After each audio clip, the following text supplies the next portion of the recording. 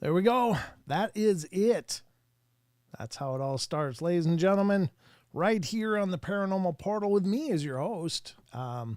Welcome, everybody. How you doing? Alvin just came in as well. I mean, I haven't said hello to anybody yet, but hello, everyone. Dr. Manhattan says hi. He sent me here. I'm his co-pilot. What does that say? Co-pilot at a major airline. The world in the air is to tune into the Paranormal Portal.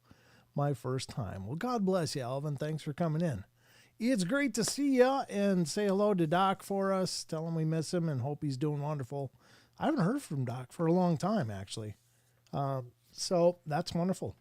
Great to meet you, Alvin. I hope you enjoy it and have a good time diving into the nether regions of the paranormal and unusual and strange and bizarre, just like me. But I am here to tell you, it's just you and me tonight. Sheldon was going to come on. He's going to come on like an hour late, and now he's got a bunch of errands to run right after he gets done with work. And I was like, you know what? Don't worry about it. It's fine. So it's just me. You guys just got me tonight. So I hope that's okay. But hello to everybody. I saw Grateful Owl was in here. In fact, she was talking about how she's working with a coding language or something. I forget what it's called. I saw it. But she said, I hated computer class back then. We were made to type and type and type. And I wrote in the chat. I'm like, and here we are in a chat room, typing. But I know what you mean. I used to do computer programming as well, way back when I was in high school, and it was like, obviously BASIC and other ones. I dabbled in Fortran back in the day, and God, it's a lot of math and typing and syntax, and it used to be really, well, I'm sure it still is. I mean, every language can be done with commands, but now there's apps that you just kind of plug into. There's several developers apps that help to streamline a lot of the syntax that we didn't used to have in the day. And I've used a little bit of them when I was working with HTML, CMS, and stuff like that. But I was messing with Java for a while, but I never really got into too much programming. In the recent years, just a little bit with web development and web design. But anyway, that's not what the show's about, obviously. I'm just kind of going on a different tangent. I'm going down memory lane, but I just wanted to say hello to everybody. First one in the door tonight was. Let me scroll up on my other thing here. It was Phil. Phil was the first one in. Good to see you, Phil. And then Rachel came in, and then Grateful Owl. So right off the bat, 3 wonderful people joined me as I was sitting here finishing up preparation for tonight's show. And then after that came, let's see, Maggie came in, and who's next? Who came after Maggie? Well, it was Phil, Maggie, and Rachel talking for a while here. Phil. Oh, there's Kitty Cattywhack came in. After that, Planet X came in. Good to see you guys. Thanks for coming in. Isaac Areola is here. Say hello to Kirsten for me as well. My love to you both. Thanks for being here. And my love to you all, of course. I really appreciate you guys coming in and being a part of the show. Chad Votaw came in. After that, who's after that? Devin came in. Good to see you, Devin. How you doing? Thanks for coming in. And anyone new? Gruntardo after that. And then, of course, we said hello to Alvin. And that's really cool. And he's a cohort of Dr. Manhattan. If you don't know, Doc hasn't been in here in a while, but he used to be a regular here. Back when Portal Mom was in here all the time as well. She loved Dr. Manhattan. She's even asked me, where did Dr. Manhattan go? And I'm like, I don't know. I don't know what happened to him. And that happens, of course. Life happens and certainly takes us away from what we would be doing or could be doing, or maybe something new came along. But in any case, it's great to hear from you, Alvin, and please give Doc our love and tell him we hope he's doing great. And tell him hello from Portal Mom as well. You always like talking to Doc. Ramon came in. Good to see you, Ramon. Excellent to see you. And then Elaine came in. Good to see you, Elaine. And I'm scrolling. Oh, Planet X came in with a $5. Great show. Love it.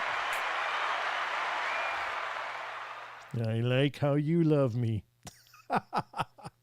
That's awesome. Thank you so much. That really helps out a bunch. I really appreciate that.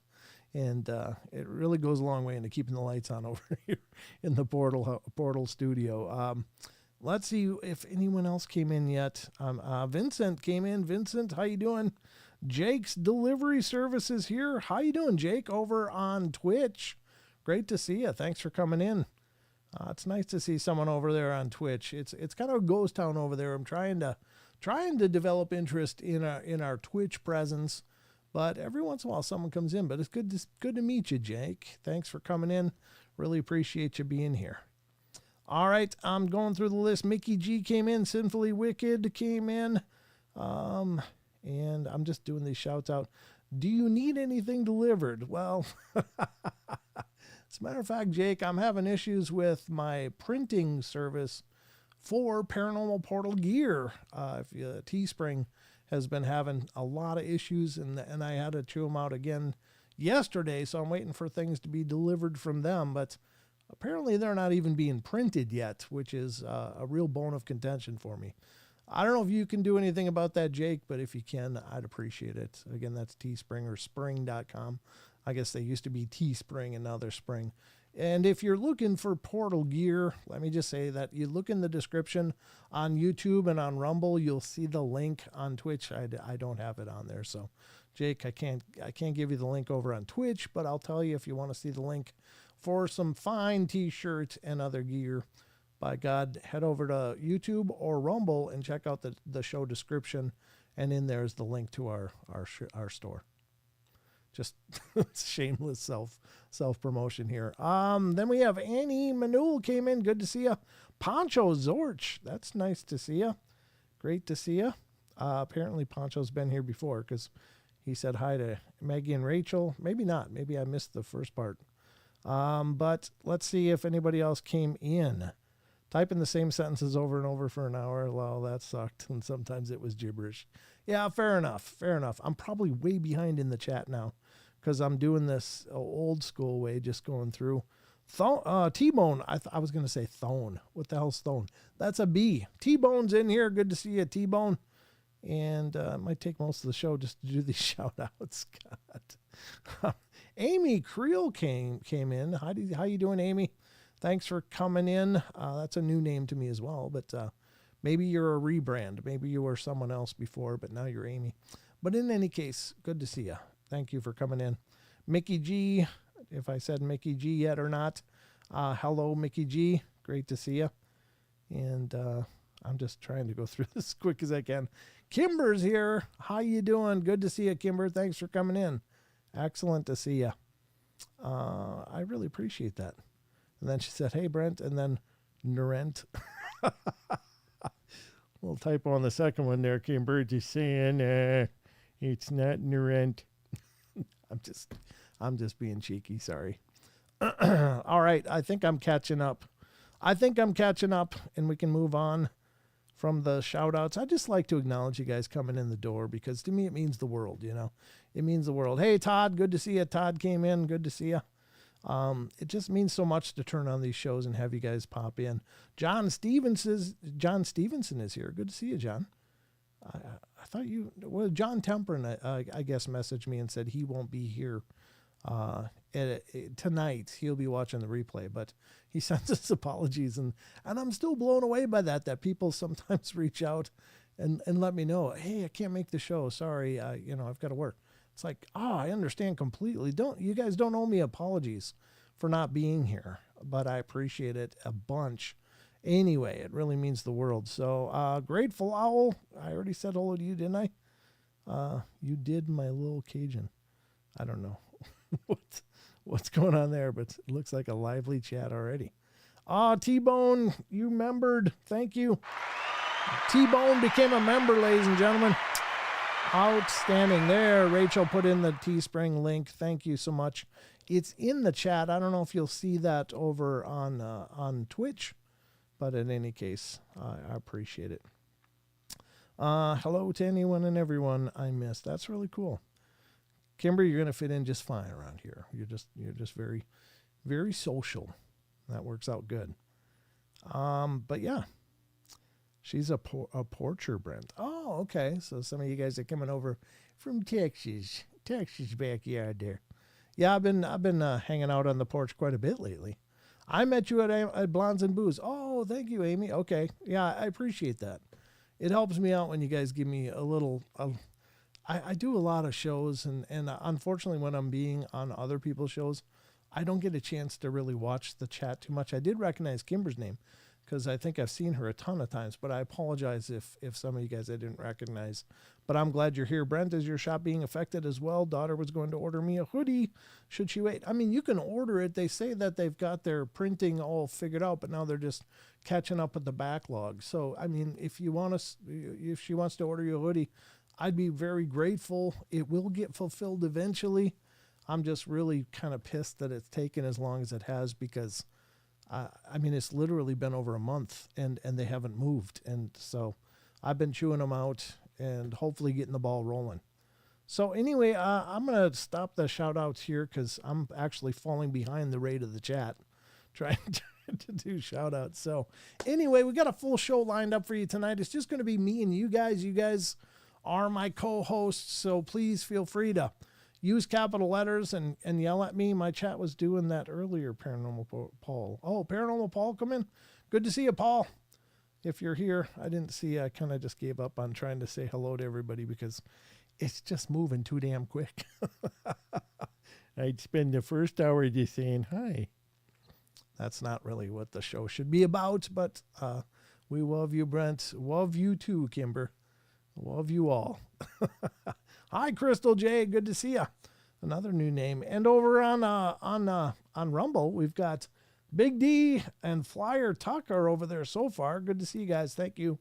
And we got, what's up, Brother Brent? I'm just hanging out, Paul. You know, anytime you want to come hang out with me, Paul, you're welcome welcome to just pop in, much like Tex does. He'll just message me and say, hey, I'm about to go on in 5. You want to join me? It's like, okay. That's kind of okay, because that's kind of my level of planning as well. My mouth feels kind of dry. Back to work. I've been lurking because unpacking stuff. Oh, thank you, Karen Alberding. Good to see you. And say hello to Neil for us. Give him our love as well. All right, so we got a lot to get to tonight. We, of course, are going to be diving into the news, where we're going to be covering some headlines today. And hopefully you find that wildly entertaining.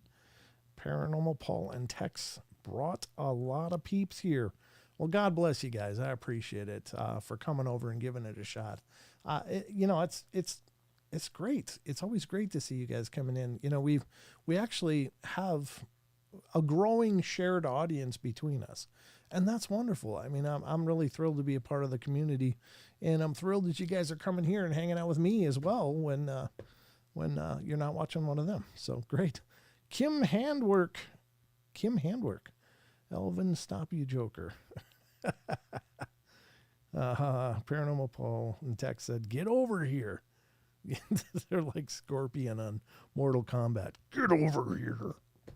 Yeah, exactly. All right, so let's get to the news, and hopefully you'll find out why maybe you're going to enjoy the show rather than me just sitting here reading chat. So without further delay, let's get to the news. I'm going to hopefully get you informed and maybe teach you something. Maybe I'm going to learn something too, because I don't ever pre-read anything on this show. I just pull up articles and headlines and we roll with it. So my apologies in advance if I absolutely brutalize words such as some names and stuff. The Isle of Misfit Toys. Yeah, absolutely, Mickey. I appreciate it. Para-Unity. Wow, we should get t-shirts like that, Paul. That's a great idea. So, ladies and gentlemen, welcome to the news.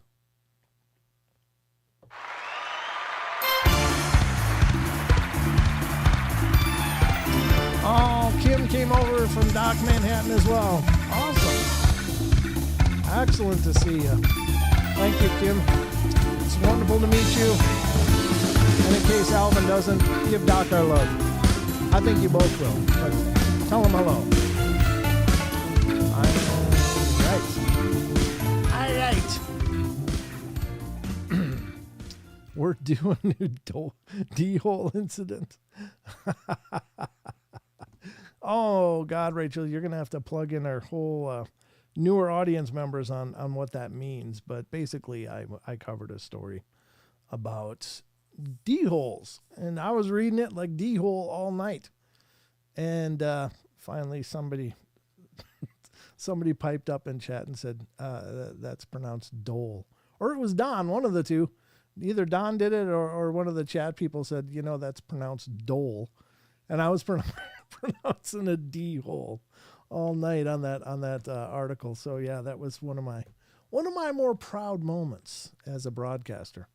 Yeah, absolutely brutalizing the language, and many languages at that. I don't just abuse English. I abuse other languages that I have no idea what they are and what I'm supposed to be saying. So, well, there you go.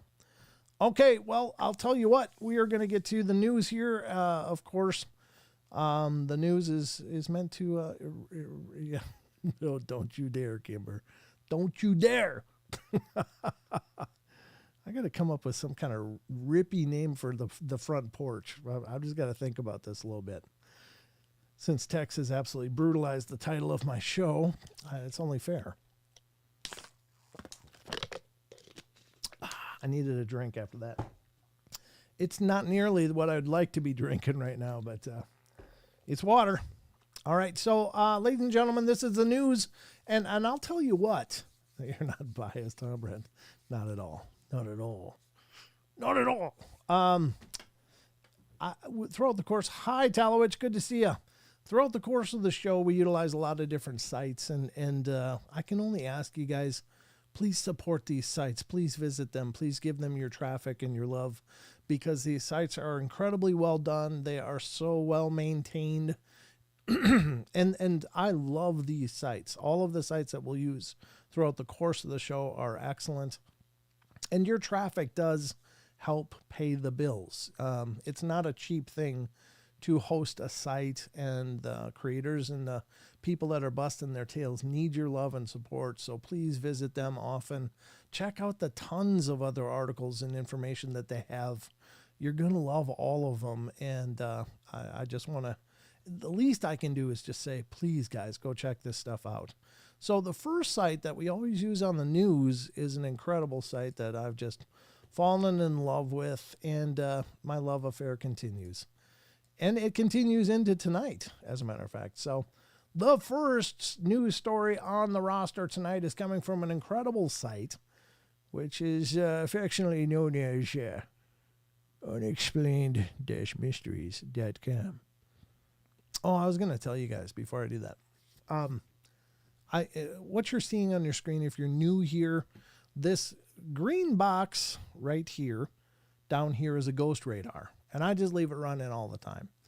And it's generally, there's weeks that'll go by and it'll just be kind of flatlining. What you're seeing on these graphs is measuring the room's EMF field, the electromagnetic field. And the idea being, of course, that with many parapsychologists and paranormal investigators, we believe that EM fields can be indicative of spiritual presences. And so when we see these fluctuations happening, it could indicate a spiritual presence. I don't mean to imply that it is for sure. So please don't look at it with that kind of scrutiny. However, realistically, it might be.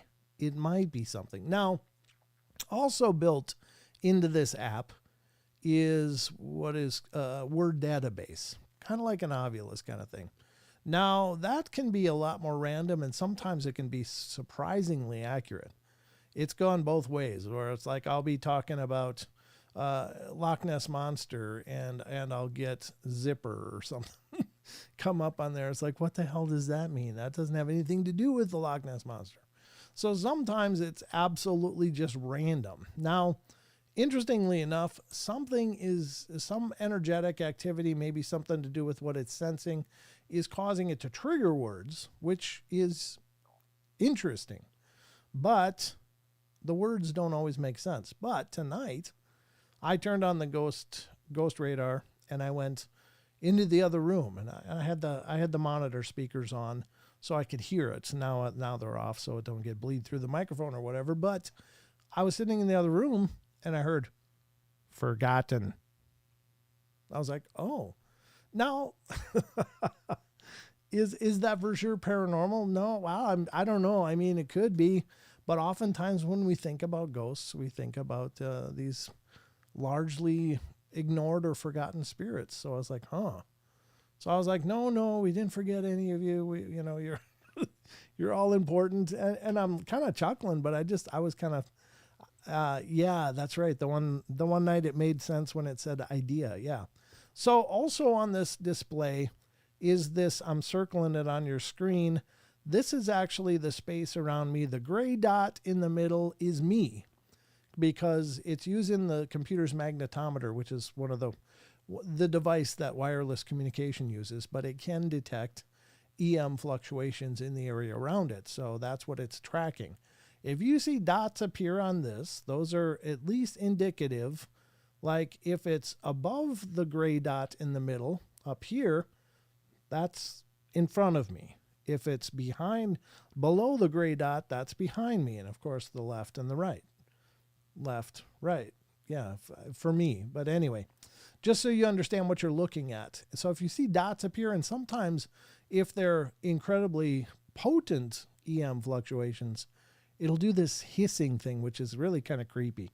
And it always takes me by surprise. As many times as I heard it, it's right in my ear in headphones. So it's like, like that. It's like, oh God, that's so creepy. But anyway, that'll let you know what to look for. If you see these bars and lines start going up and down and stuff, that means it's detecting something. It may end up spitting out a word, or you might see a dot appear on the screen indicating what might be a presence. Again, is it for sure? No, but it could be. So I just want to bring you guys up to speed because we have a lot of new people in here that haven't been a part of the show before. So now you know. Now, on to tonight's first article on the news. And this is from unexplained-mysteries.com. And this one's kind of interesting because you watch, we almost got mammoths. They're working on cloning mammoths now because they've found enough mammoth remains, I guess, to have a viable genome. But wait, there's more, because now they found a perfectly preserved saber-toothed kitten found in Siberian permafrost. Now, you guessed it. You know they're going to start trying to make these things again. What do you think about that? Right now we got mountain lions, we got bears over here in the U.S., and of course around the world. You got all kinds of different flavors of maybe scary fauna. In the U.K., the big cats, of course. But maybe we'll have saber-toothed tigers before you know it, which I don't know how big they were compared to tigers of today, but I'm betting they were probably a lot bigger than the big cats we have now. I don't know that, but I'm guessing because everything was huge back then. So let's see what it says. The incredible level of preservation has enabled scientists to examine the long extinct species in great detail. Discovered in Russia's northeastern Sakha Republic. I sure hope that's pronounced Sakha. Otherwise, I just brutalize that. This remarkable saber-toothed kitten is so well preserved that it still has its whiskers, claws, and a coat of short, thick, dark brown fur. Look at that little snuggler. Radiocarbon dating has indicated that this prehistoric cat has been buried for about 35,000 years. For the first time in the history of paleontology, the appearance of an extinct mammal that has no analogs in the modern fauna has been studied, researchers wrote. Saber-toothed cats, which, as their name suggests, are known for their huge canine teeth, went extinct around 12,000 years ago at the end of the last ice age. They were once quite common, with fossils found in Eurasia, Africa, and the Americas. Thanks to the preservation of the specimen, scientists were able to describe physical characteristics never seen before, such as the texture of the fur, muscle mass, and the shape of the muzzle. The kitten was also found to have had wider paws than most modern big cats, most likely as an adaptation to enable it to walk more easily across deep snow. The Siberian permafrost has yielded a treasure trove of preserved prehistoric animal specimens over the years, with some, such as woolly mammoths, being so well preserved that scientists are using them in their efforts to bring the species back to life. No doubt there are many more specimens still in the ground, just waiting to be found. Well, there you go. The source of that article was npr.org. So there you go. How long do you think it'll take before somebody's going to try to make us a saber tooth while we're at it? They'll probably make some viable embryos and then implant them in tigers or whatever and just see how that works. Why not? I don't know how that would work, honestly. Would it, if a captive tiger gave birth to something that was clearly not what she would expect, would she try to kill it then because she would think that it's something wrong with it? Because animals are really not very accommodating to those kind of differences.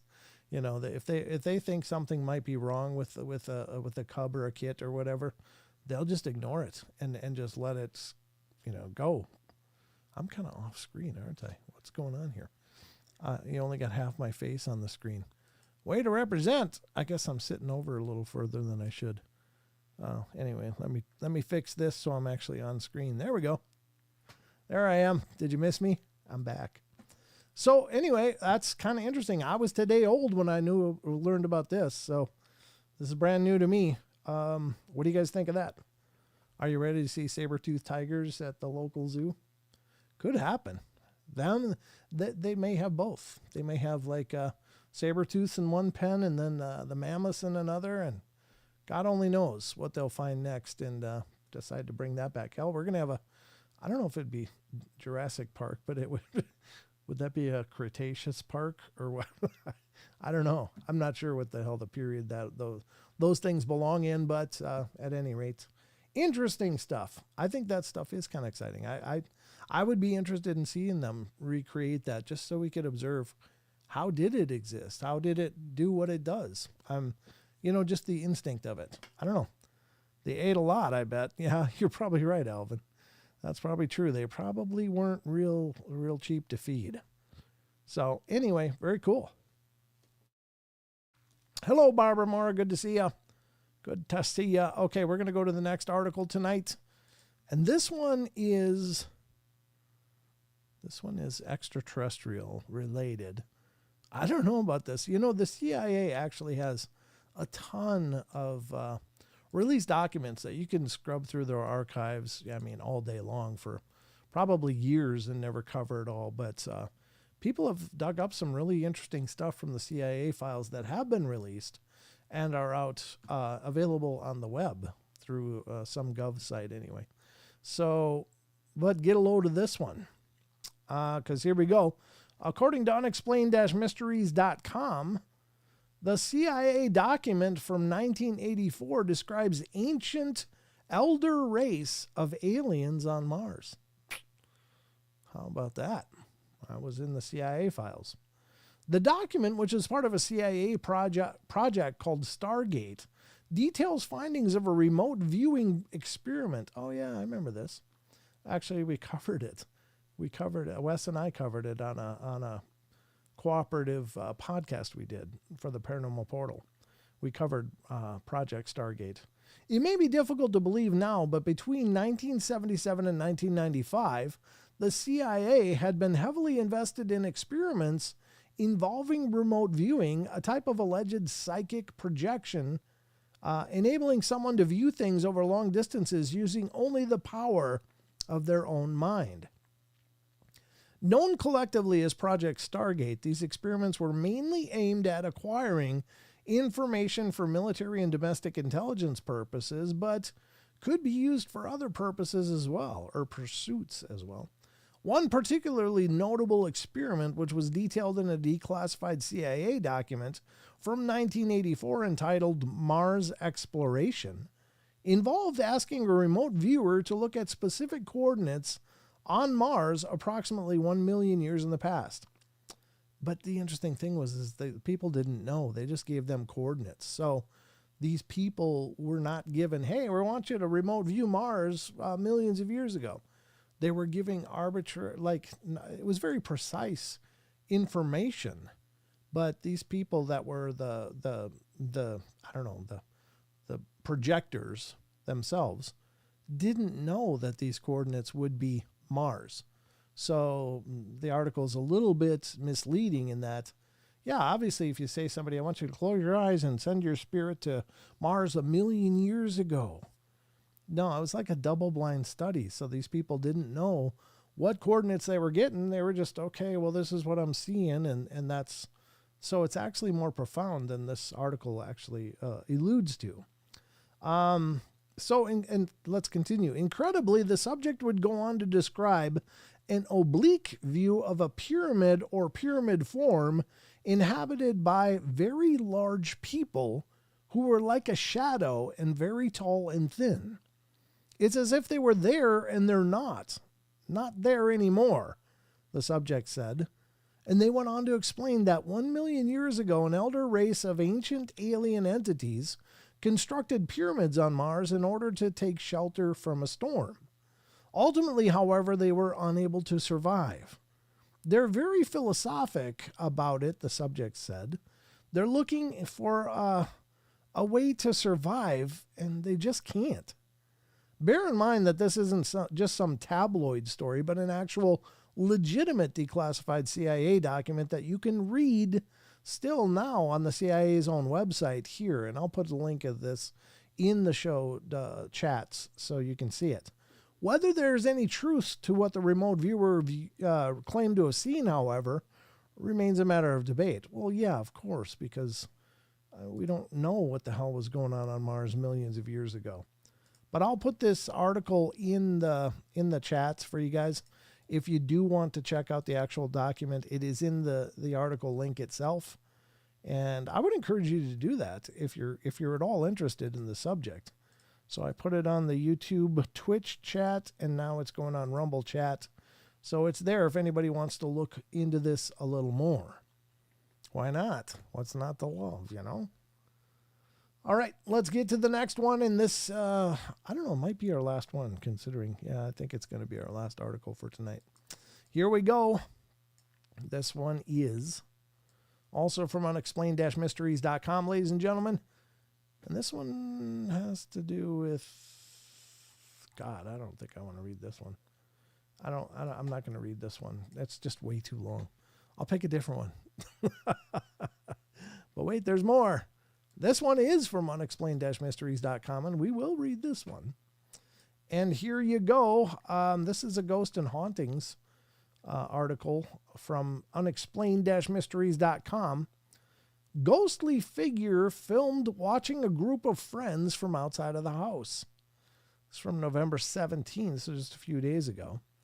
Let's check it out. Does look like maybe a person. This looks like a person too, though.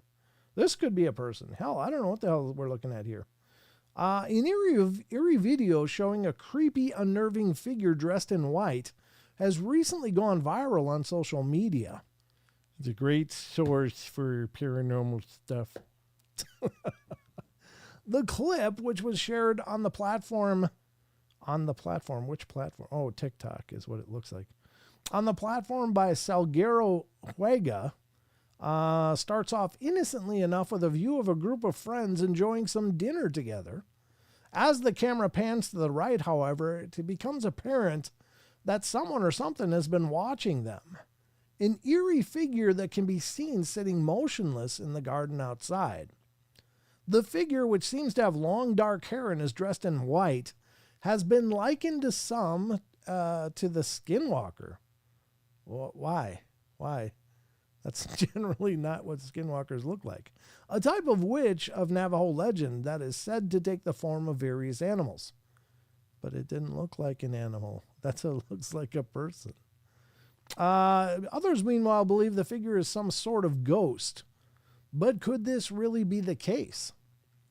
As always, when it comes to viral social media videos, it's very difficult to rule out the possibility that the whole thing is just a hoax. Perhaps the ghost is simply one of the friends dressed up as a prank. Well, maybe they had been trying to scare the others, or perhaps they were all in on it together. Either way, though, there's no doubt that it is genuinely unnerving clip. You can check it out for yourself below. Don't mind if we do. I guess the volume is off already, which is fine because can we watch it? Thought I was clicking this. Watch now. Okay, I guess I got to click watch now. Let's click watch now. Hopefully the volume is still off. TikTok, make your day. It's not making my day. It's taking this long to load. Well, that didn't work. No! Don't copyright strike me. I can't even show you this, apparently. The damn thing's not working. It says loop, but it's not working. I'll just put the link into the chats. You guys can check it out if you can. I was going to show you here, but all I got is a basic TikTok page. So maybe it got pulled. Maybe it's not even an active link anymore. I don't know. I'm not sure, but it's another link for you guys to check out. This is one way to make sure that you're supporting the sites, as I suggested earlier. Yeah, I don't want to sit and watch random TikToks on the show tonight. Sorry, I don't watch TikTok that much anyway. Even when I have spare time, whenever that is. Allegedly. I allegedly have spare time sometimes. I don't know when that is, but I'll, if I do, maybe I would waste it on TikTok, but probably not. All right, that's going to wrap it up for the news. Let's get back to the rest of the show, huh?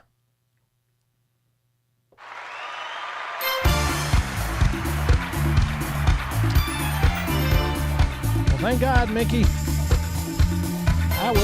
That would be very disturbing to look out your window and see that.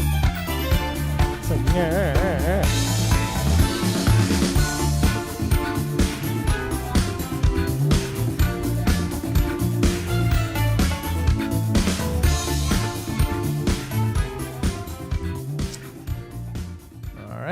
Well, there you go, folks. That was the news. Hopefully you found it at least mildly entertaining. I don't know. I enjoy doing the news. I think it's a cool part of the show, and it's just something different. But you have to let me know. Always, I'm open to suggestions and open to feedback as long as it's constructive. Not if you start your critique or your feedback with, well, that's 10 minutes. I'll never get back. Thanks for wasting my time. Well, I'm already done listening at that point. But if you're like, hey, you know what? I like this, but maybe you might want to try blah. Okay, I'm all ears. You know, I'm happy to listen to suggestions. I don't pretend like I got this all sorted out. Doesn't mean I'm going to agree with your suggestion, but I appreciate listening to them. I'm probably still going to do whatever the hell I want, but you know, it's my show. That's how it works mostly, but I do try to tailor to the show. Ooh, Grateful Owl remembered. Thank you, Grateful Owl. I appreciate it. How about teasing feedback? Well, I'm okay with witty. I'm okay with witty discourse, of course. I'm okay with that. The cheap seats have been really quiet. Yeah, I don't get a lot of crappy comments, but when I do highlight them on the show. You'll know it's crappy comment time when you see this.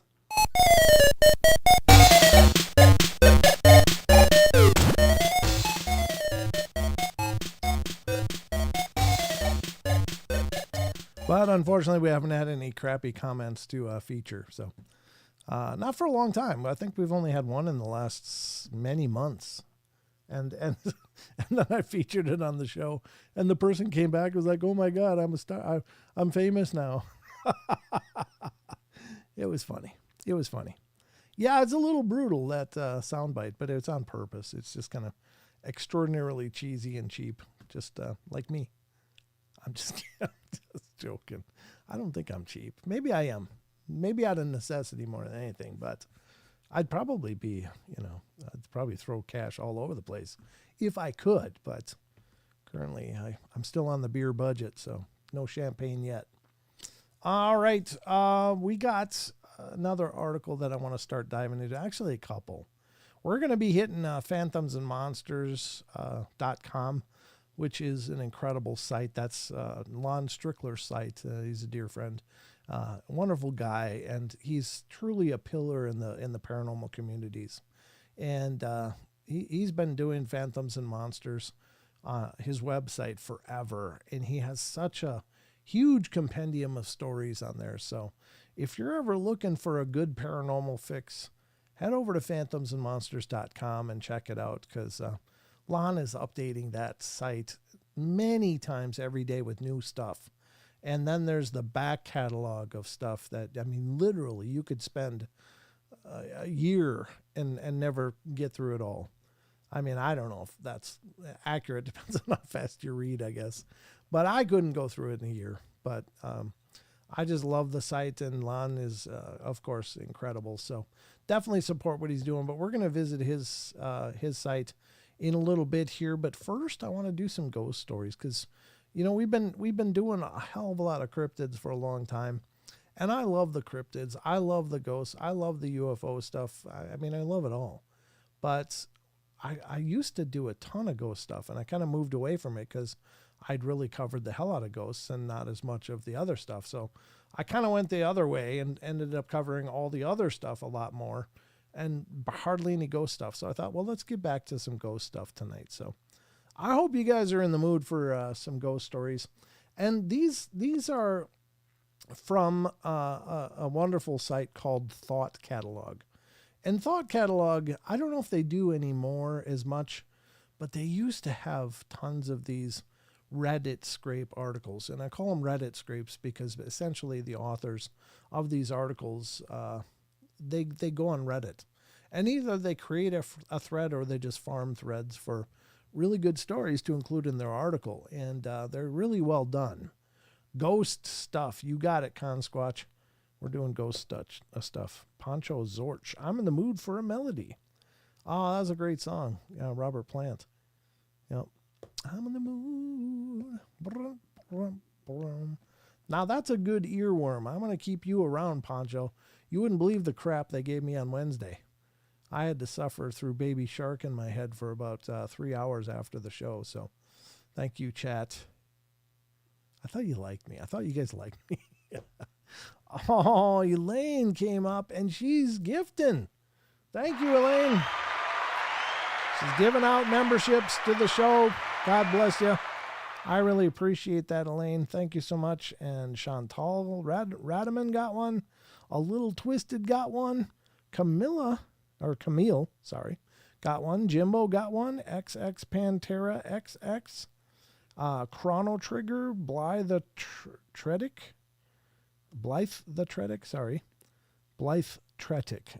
I just destroyed your name 3 times. I'm so sorry. Kirby Smith got one. Bogart got one. And Kimber got one. Kimber, you're official now. You're going to have to stay around. Ooh, Brent sings. I love music. Yeah, I do sing. If you ever heard any of the break videos, you'll hear my singing. At least one of them. But maybe I'll play it or a little bit. Just so you guys can hear it. But just so you know, any music you hear on this show is stuff I've written. I don't usually play other people's stuff just because I don't want to deal with copyright issues or making sure I have permission or whatever. So I don't usually touch other people's music because YouTube slapped me a few times back in the day and I learned my lesson. So I just use my own music. So when you're hearing music on the show, it's stuff I've written. We do like you, honestly. Do. Thank you, Maggie. I appreciate it. So we're going to get into these ghost stories and go through these. These are very quick. These are, responses to Reddit again were taken and featured in this article. This article is from thoughtcatalog.com. Wait for my computer to catch up. Now I'm off. I'm off kilter again. Why am I always off kilter? I don't understand. Let me do this. I got to make myself fit better. Whoops, damn it. Wrong buttons. Editing on the fly, ladies and gentlemen. There we are. All right. I think I'm all in the screen now. Okay, so this is the article, thoughtcatalog.com.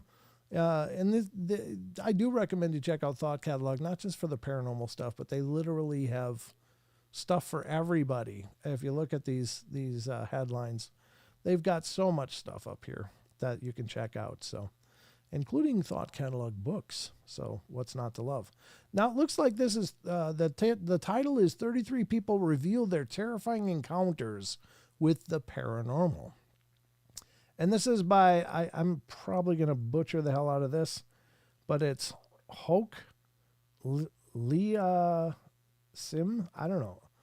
I don't know what the hell to do with that name. I'm sorry. I apologize to the author. I don't know how to read that. Hoke Leah Sim or Leah Jim. I don't know how you pronounce it.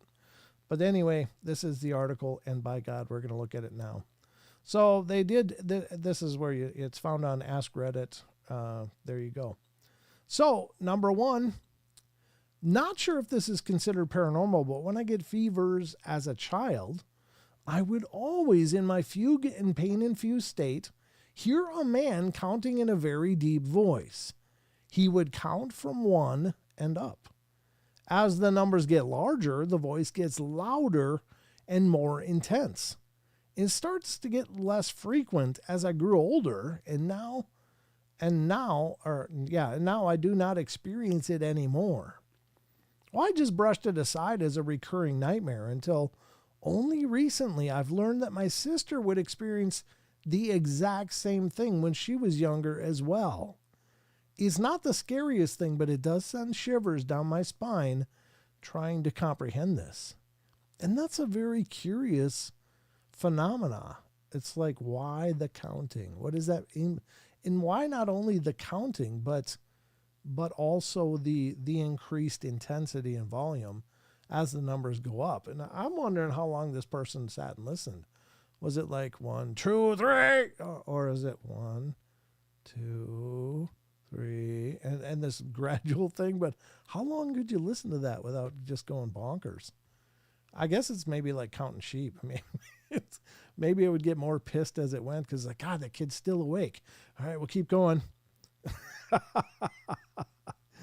Maybe that was just counting sheep, and that was trying to get the kid to settle down and get to sleep when they're not feeling well. I don't know. Crazy stuff, whatever it is. That was provided by Sherpa Derpa Derp. I love Reddit names. Those are so awesome. Sherpa Derpa Derp. There you go. Number 2 on this list. A few years ago, one night at around 3 a.m., my wife and I were sleeping, and I feel myself slowly waking up from a really deep sleep. My eyes started lifting up, and as soon as they focused on the lamp on my dresser, it slid off and shattered on the floor. Well, my wife and I quickly sat up and looked at each other, horrified at the startling noise. We just agreed that we'd clean it up in the morning and went back to sleep. Well, the next morning when we woke up, the lamp was at the foot of the bed, about 5 feet from where it fell, completely intact and not broken at all. We're still trying to make sense of it. That was by Ned Flanders. That damn Flanders. There you go. I don't know. That's a strange one. Like, it flew off. It was such a start and a shock that even his wife woke up. He was awake to observe it, but they both obviously heard the sound and were like, oh, I'm not dealing with that now. We'll do it in the morning. And when they woke up in the morning, the lamp had been moved another 5 feet, but it was absolutely intact. So what is that? Now, I will say that unless they actually saw it hit the ground and shatter, then it would be an auditory phenomena. Like they saw it move and come off the dresser, or he saw it, and then it descended to the floor, and then they heard a shattering sound. But I don't know that they actually saw it in a shattered state, or they just both heard the crash of it shattering and just decided that I'm not doing nothing with this. Now, interestingly enough, how do you go back to sleep right after that? I mean, how do you? Because I think I'd be like, oh, God. I'd be a little bit adrenalized. I'm not saying you'd have to. Yeah, hey, good to see everyone in the portal. Absolutely, Maggie, for sure. Master Jedi Dude. A little Sesame Street humor. Oh, the counting. So, I don't know. It's very strange. So maybe the lamp didn't shatter, but they were given an implied audio hallucination or telepathic hallucination of it shattering. Or it's some kind of weird Mandela transition. I often wonder about that maybe they got ushered into another version of reality because whatever the hell was going on there was not good. And I don't know how that works. It's just a suggestion, just a possibility, but we got mirror on the wall to magic mirror on the wall somehow. And maybe this is one of those transitions, like, yeah, maybe that's when it happened. I don't know. Just throwing it out there. I don't know what you think, Paranormal Paul. You have to let me know what you think of that. Is that a possibility? I don't know. Very strange, though. Let's go to number 3. The only one I have is when I was in 4th grade, when I was little, I would always sleep with my door open. Well, I went through a phase where I'd wake up between 3 and 4 a.m. every night, and every single night I would hear footsteps walking up my stairs, around the living room, through my dining room, across my kitchen, and down my hallway. And they would always stop right before my doorway, and then turn around and go back into the basement. But one night they didn't stop. And what I saw was a shadow of a little girl or boy, couldn't tell, walk right in front of my doorway, look at me for a few seconds, and then it walked away back down the stairs. I slept with the door closed the next night. Yeah, I think I would too, and that was by ASDS 10. Wow, that's creepy, huh? Now, I did see something happen here. Planet X. Giving some love. Appreciate it. I believe you're right. I think the Patterson-Gimlin footage is real. We'll talk about that. We'll go over that when we hit the cryptid corner. That'll be coming up in just a little bit here. Well, we can certainly go through some strong points of it, and some more information about it. And what's worse, a lamp that broke by a ghost or a glass in your foot from it, because you know you won't get all of it cleaned. Yeah, unless you vacuum with a shop vac or something. You're right. And then there's the pieces that actually lodge themselves in the wood and won't vacuum up, but they'll be happy to dig themselves into your skin of your sole of your foot. Not trying to be a downer, but I've done those things. Many house fires are caused by ghosts tipping over candles left untended. Yeah, that makes sense. I don't doubt that could be the case. Kimber, there'll be no phone calls during the portal. I'm just saying it's a phone-free zone here. You don't see me hanging out on the phone. Oh, excuse me, I have a call. No, I'm just kidding. No, you can take a call. It's fine. It's fine. There's no demerits for that. All right, let's go to the next one, number 4. From 3 until 13, I lived in a nice home out near Yosemite National Park. Nothing super spectacular about it. 4 bedrooms. Well, that's pretty spectacular. 4 bedrooms is a spectacular from my perspective. A den, a dining room, and the norm.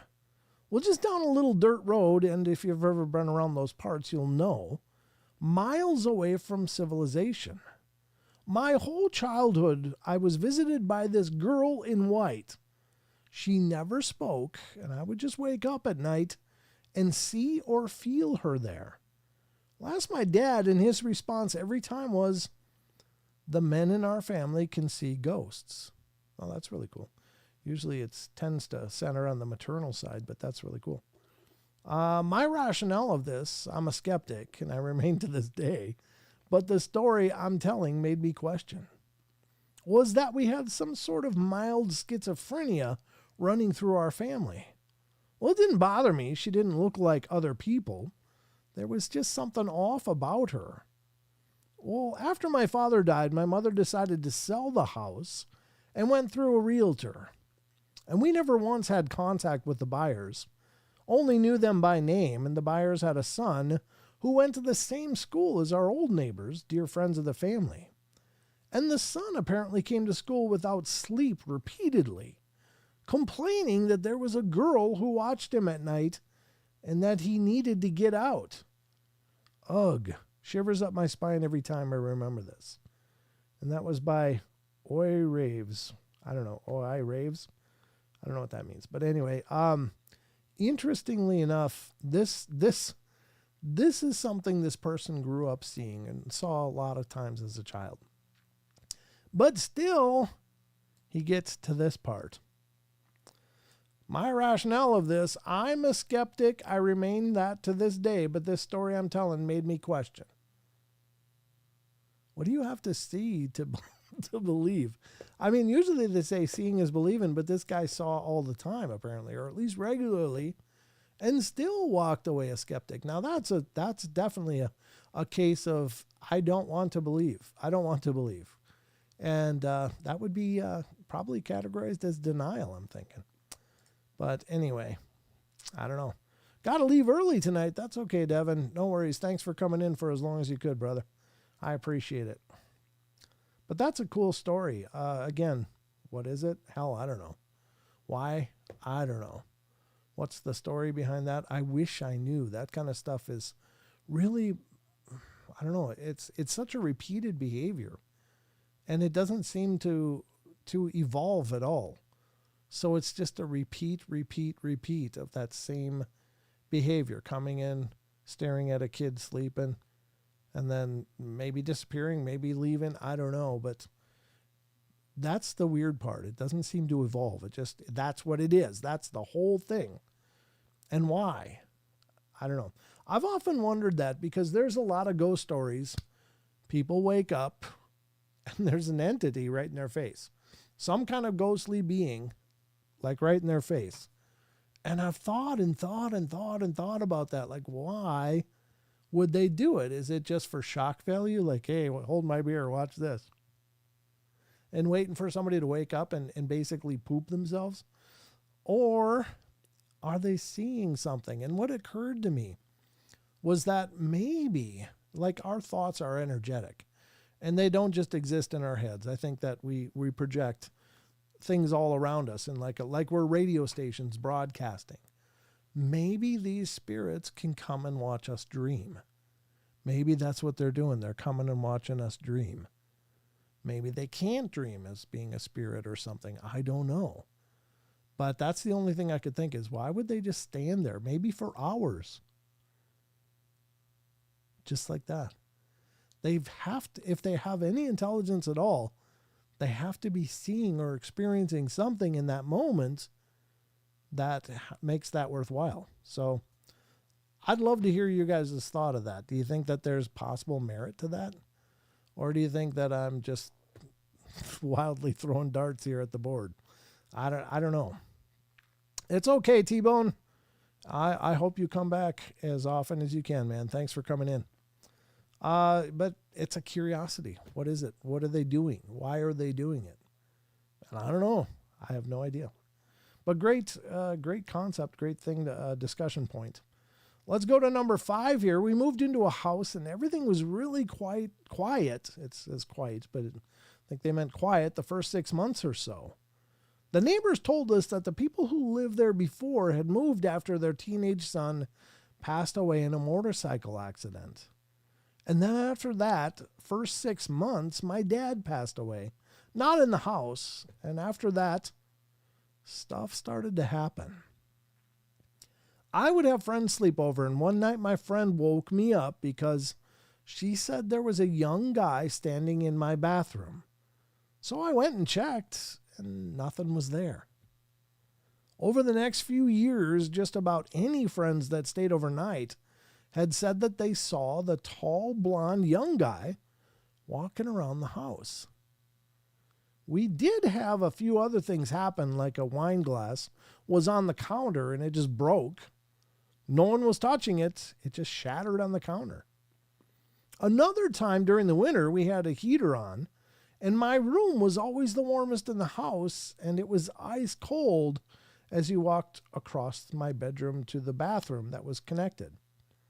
The creepiest thing was when my boyfriend was sleeping on the couch in the middle of the night, and he said he woke up to a young guy pushing him off onto the floor. He said the guy didn't say anything, but my boyfriend at the time knew that he had to leave, and he did. He would not stay at my place after that. That was by people in my head. Wow. Crazy, huh? Crazy.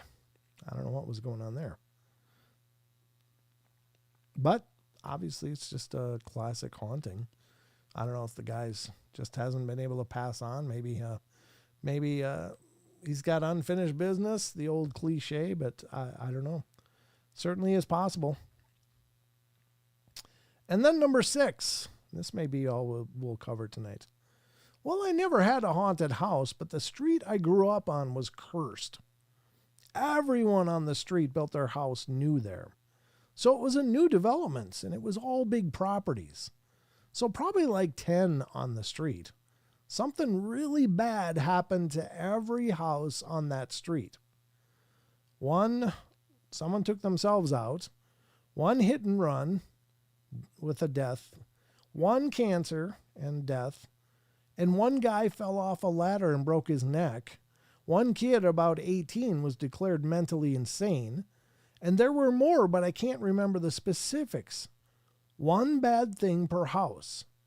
Well, our house got off light, i.e. nobody passed away or became paralyzed.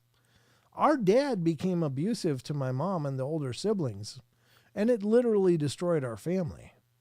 My mom and us kids moved away, and the next people who moved into our house built a big garage/shed, and then their teenage son took himself out in it about a year later. Aw, what a heartbreaker. We found out later that an Aboriginal elder, and this is in Australia, found rock markings warning to stay away from the area as there were bad spirits there. Oh, wow. That's from JB2386. Yeah, you got to pay attention to the ancient, the Aborigines or the First Nations peoples all over the place, because they know stuff. They know stuff, and a lot of times the people that settled there didn't pay any attention or didn't even ask, didn't care, because, God, that's a nice view. We better put something right here. This is a great view, a good place for a bunch of houses. Except, well, the land is cursed. Maybe not the best place. Cursed ground, absolutely, Amy. Now, again, a lot of people get real perplexed by hauntings especially when it's a new house. They're like, well, I don't understand how we can have a haunting. It's a brand new house. We built it. We're the first people living here. But the land has been there forever, and who knows what the land saw. Or either that or something was brought into a house. I did a whole video actually on TikTok. If you want to check out my TikTok, by all means, feel free to do that. But I talked about why am I haunted, or why do people get haunted? And I just outlined a few ideas or thoughts on that. But it can be a lot of things. It can be the history of the land. It can be items that you brought in that already have attachments. It could be people screwing around with things they don't understand, like seances or Ouija boards or stuff. It could be any number of things, but it can also be some spirits, I think, are just transitory. They move around. They may come in and haunt a place and like it there, or they might just come in and haunt a place for a bit and then move on. It doesn't have to be the old house where lots of people died in kind of thing. That's only one of many possibilities. And then who knows what else could lead to hauntings that we don't even understand yet. But it's pretty crazy. We have ketchup crisps in Canada. What the hell is a ketchup crisp?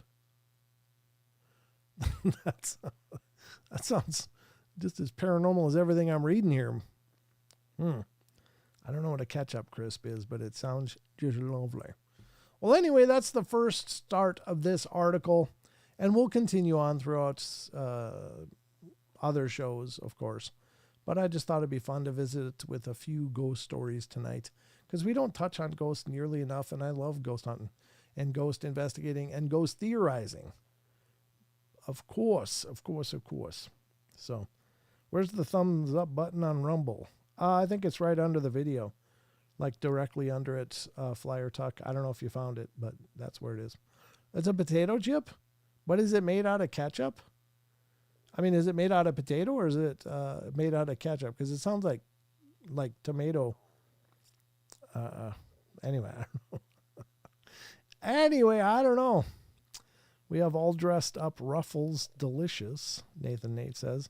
Oh, they're potato chips. Okay. We have pickle flavored ketchup here. What? Really? There's pickle flavored ketchup? I don't even know what that means. Why is the chat now a food channel? Aussie, are you kidding me? They've been talking about food for the last, 8 years. It's like, I'm so glad that I sit here and read ghost and cryptid stories and UFO stuff. People are in there talking about their favorite salad. No, I'm just kidding. It's fine. You guys can talk about whatever you want to. I just love the fact that you have a community here. So I don't take any offense to that. It's just fine. Ketchup flavored potato chips. Okay. I've never heard of such things either. Grateful Al. It does, at least some part of the shows end up being about food. I mean, it's a topic that comes up all the time. It's kind of it. I've made ketchup slices. I don't know what that means, Poncho, but that sounds interesting. I don't think I'll be probably going out of my way to find those, but I mean, I like ketchup just fine on burgers or hot dogs or whatever, but not enough to eat a chip flavored like ketchup. Not really. I guess it'd be like dipping your fries maybe in ketchup. I've done that. Yeah, I guess maybe it's not as bad as I thought. Dehydrated ketchup. Wow. You got to love some ketchup to dehydrate ketchup and just snack on that. I mean, I don't know. To each his own. Laying all dressed up is all flavors mixed on the chips. Very savory. Huh. All dressed up as all flavors. Okay.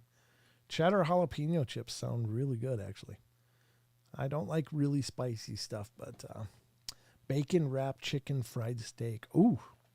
Now you're just hitting me where it hurts. That's just not even nice. I'm on a diet, just so you know. Trying to lose weight, continue to lose weight, but you guys are making that a little difficult. Anyway, there's another article that I was going to maybe talk about, but I think I'll do it tomorrow night because it's rather long and it's dealing with a time slip, I think. And it's from Phantoms and Monsters, but yeah, we're not going to cover it tonight because it's pretty long and we got some cryptid stuff to get to. So I hope you guys are ready because we are going to get to some creatures. Some creature stuff, ladies and gentlemen, and we're going to start out with a Thunderbird report because, by God, we don't talk about them enough either. So, I hope you guys are ready. It's time for the cryptids.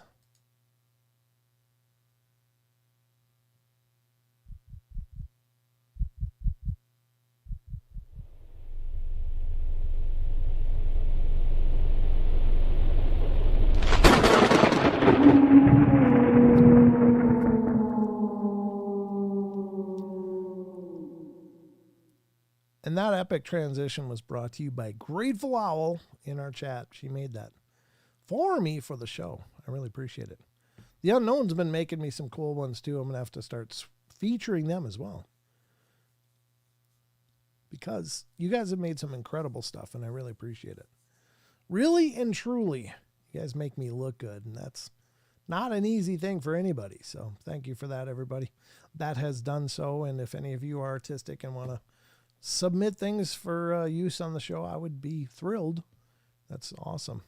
Like, here's one that's the Unknown made.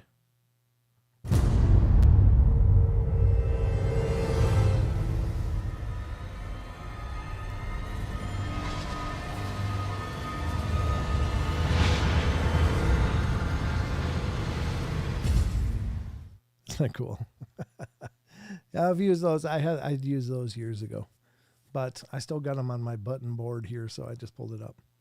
All right, here we go. We're going to dive into a massive cryptid bird report. Again, from phantomsandmonsters.com, Lon Strickler's site. Please support it. Please visit it. Also, with Lon, he does a podcast of its own. It's called Phantoms and Monsters Radio, and I'm sure you can find it on all the platforms, but it's also a YouTube channel. And you can catch Lon doing live streams. I think he just did one tonight, as a matter of fact. I'm not positive. I think he did. I didn't check it out tonight. I was just too swamped. But definitely check out Lon's channel. Get subscribed over there. Again, Phantoms and Monsters Radio. And tell him the portal sent you. Lon's a good guy. I got to get him back on the show, too. I say that every week, and I mean it. It's just I'm so behind on so many things. All right, here we go. A massive cryptid bird encounter reported in eastern Washington. Now this, I don't know how big this bird is, but of course the First Nations Thunderbird legends were and continue to be a sighting that even happens to this day. I don't know. I've seen some pretty big things in the sky.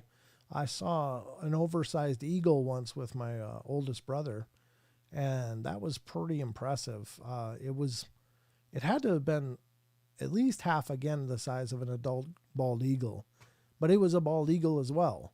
But it was a huge bald eagle. Now, perhaps eagles have a spectrum of size ranges too. Maybe the initial one was smaller than it should have been, and the other one was bigger. But that one was in a group of several bald eagles, and it was but clearly almost double the size of the other one. So it was a huge bird. Perhaps they have pituitary issues as well in nature. I don't know. Gigantism, possibly. I'm not sure what was going on there, but it was a damn big bird. Was it a thunderbird? No. I don't think it was that big, but it was really big. I don't think it would have, carried anybody away or anything. But some of these bird sightings are absolutely enormous. And I've interviewed witnesses that have seen enormous owls standing on the road, like 3 or 4 feet, sitting on the road. Like it's not in flight. It's just standing there. And they pull up in their car. And it was on, I think it was on season 2, episode 1 of the podcast where I interviewed that gentleman. But It was like 3 or 4 feet tall, just standing on the ground on the road, looking at this car coming up, and massive. And then I've talked to people that have seen them flying over the treetops, these huge 30-foot wingspans or better, 30, 40, 50 feet. And then I talked to one gentleman who saw a human-sized owl that was attacking him in a forest as he was walking to his friend's house. And that was an incredibly detailed story. And I believe all of them, that they saw something like that. And I don't think they're embellishing or making things up. They saw something absolutely incredible. So this stuff is out there. There's been a sighting of juvenile bald eagle, stellar sea eagle in the U.S. It was huge. Oh, interesting, Pancho. But yeah, are there these big birds? Well, maybe. Some people still report seeing these pterodactyl-like birds. That's a tougher one, I think, because, of course, a heron or, a great blue heron or herons are a large bird. And when they fly, unless you know exactly what you're looking for, they look like they could be a pterodactyl, the way that their head sits and how they get that swooping head feather that goes back like a spike, like you see on pterodactyl depictions from the ancient world. So I don't know what you think of that, but let's read this. An Eastern Washington woman contacted me about one incident that she had while she was in a tent on her grandparents' property. Did she have an encounter with a massive cryptid bird? And Lon says, I received the following account. Hi, Lon. I recently watched your Unsolved Mysteries episode on Netflix, and I decided to contact you directly about an encounter I had. My experience happened in eastern Washington in a town called Leavenworth on Seagull Creek Drive.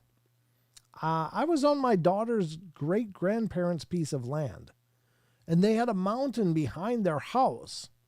We parked on the edge of the woods, and there was a grassy field behind us. We put the tent up. We had a van. We had the van, and we had a cooler and everything. And my boyfriend at the time, he had woken up, and he had made himself a sandwich and then went for a walk in the woods. As I was laying there and I was sleeping, I heard an incredible whooshing sound that woke me up.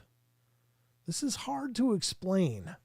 A loud whooshing sound like whoosh, whoosh, whoosh. And then all of a sudden, my tent started collapsing from the velocity and force of these wings that were so big. I'm inside the tent now, keep in mind, so I don't actually see it except for the huge shadow of it. The tent was made of thin plastic and the creature was backlit by a floodlight nearby. It must have been an 18 to 20 foot total wingspan. I woke up to this and just freaked out, and I crawled out of under the plastic. And this is the strange part. My boyfriend had put on top of the cooler a loaf of bread, and whatever this was with the talons, it picked up the loaf of bread and was like screaming as it flew away. It dropped the loaf of bread about 20 yards away.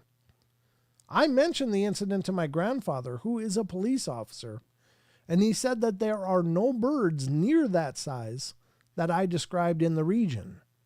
But he didn't tell me that I may have imagined the size. He said that a few unexplained creatures had previously been reported in the area, including loud whooshing sounds heard by others. There you go. That's pretty crazy. I wonder when this was. It doesn't really say when this happened, though, does it? It said they had a mountain behind their house. So it might be an old story, or it might be more recent. I don't know. I'd be interesting to know the timeline. Did Lon say anything underneath? No. Okay.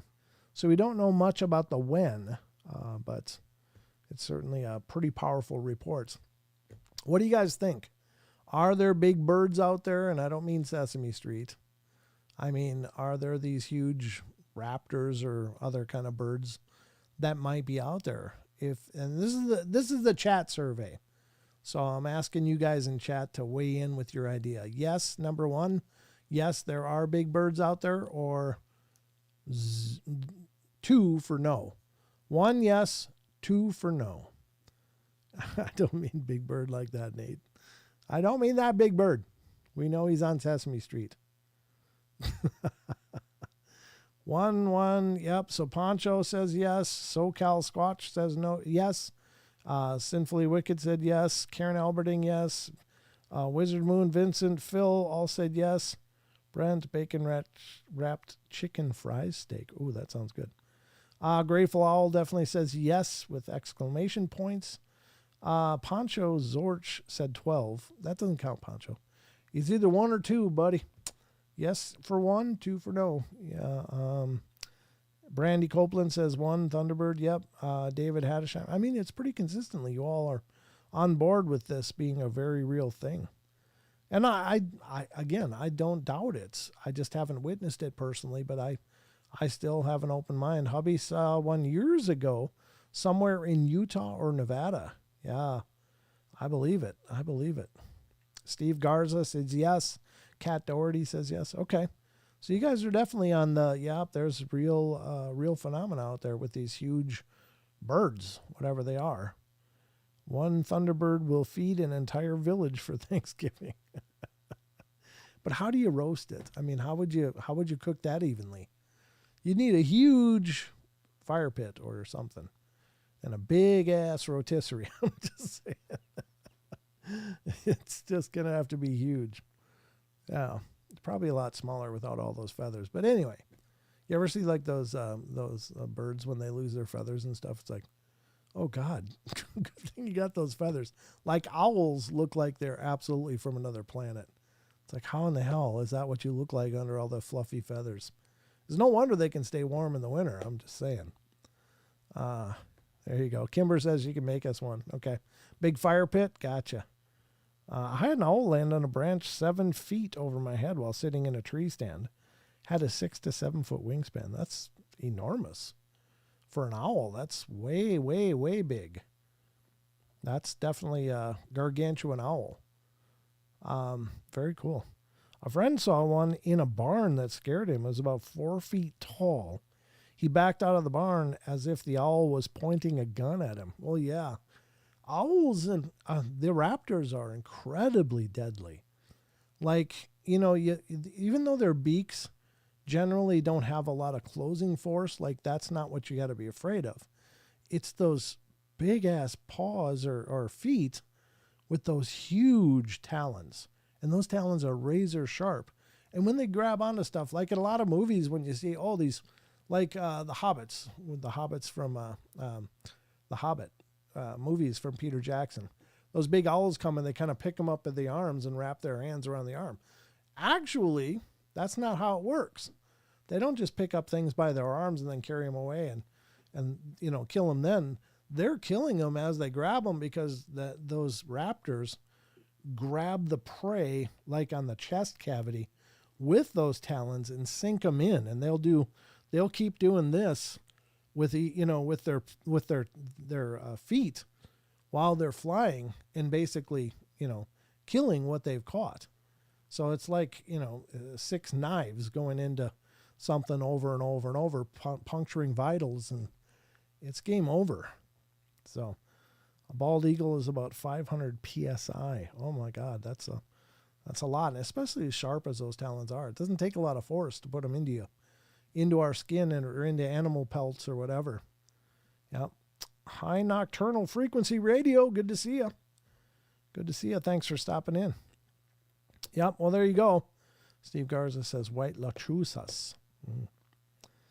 I heard felt its talon hit the tree and the air rushed by me. Other than that, silent. Yeah. That's the other scary thing about owls is you can't hear them coming. They fly absolutely silently. Like all the other great big birds make a lot of noise, like eagles. I grew up in an eagle nesting area, and when they would fly away, it's and literally it can be quite a distance, and you'll hear it like that. It's like, man, that's really grabbing some air. But the owls are dead silent. They don't make a sound. So that's how they can just swoop in at night and grab things, and they're like, oh, I guess, it's over. So very cool story. Special thanks to Lon. Again, we're going to cover some more from Phantoms and Monsters because it's time for the next one. Here's a Sasquatch story from phantomsandmonsters.com. And this is from November 18th. Young elk hunter observes Sasquatch smoothly stride through the Cascades forest. Yeah, that's the thing about the Bigfoot. And it's actually one of the metrics that I use when I'm watching alleged video evidence of what is claimed to be Bigfoot, is when people see them move, it is allegedly like they're floating. It's like they're just floating along, like their legs are moving and they're walking. They're taking steps. They're not actually levitating, but people say it's the most eerie thing to witness, how they move. And when you watch the Patterson-Gimlin film, and again, this was the comment that was in the chat, I believe the Patterson-Gimlin film is real. I do too. And there's many, many reasons why. I guess let me read this story and then we'll probably wrap up the Cryptid corner with a talk about Patterson-Gimlin. So remind me to get back to that because I don't want to interrupt this. But when people have seen them walking or running, it is apparently exceptionally unnerving, not only how quickly they can move. Like when they run, people say, I had no idea anything could move that fast. And especially when you're thinking of a 6, 8, 10 foot huge being and just like a wind going by. They're so quick and they're so silent. People have a hard time hearing them as they're running, which is really incredible too. But they don't move awkwardly, which in a lot of video evidences of Bigfoot walking, it'll be like, oh yeah, the lumbering guy, stride, the head's bobbing and stuff. And we'll get into more of that when we talk about the Patterson-Gimlin, but they move gracefully. They move like they're on rollers. It's like kind of like you ever watch that movie Big Trouble in Little China when the Lo Fang guy, the old wizard, not the good guy wizard, but the evil guy with I forget who played him, but excellent actor. But when he was going through his temple, they had him on rollers, obviously, but off, they don't show the rollers, but he's just coming by like this. And it's like he's gliding. Well, that's how people describe Bigfoot, is that there's no, undulating up and down and stuff as they're going. It's just like they're on a plane, like they're moving, just absolutely fluid. So anyway, I heard a few different experiences that it looks like dogmen are speed skating away. Oh, interesting. I hadn't heard that personally, but I don't doubt it. Yeah. All right. Lopan. Yeah. Lopan. Yeah. I love that movie, Big Trouble in Little China. I haven't watched it for years and years, but it was a movie I watched over and over. I just thought it was great. Actually, I watched it when I used to smoke a lot of weeds way back in the day. So, it was a fun movie to watch back then. All right. So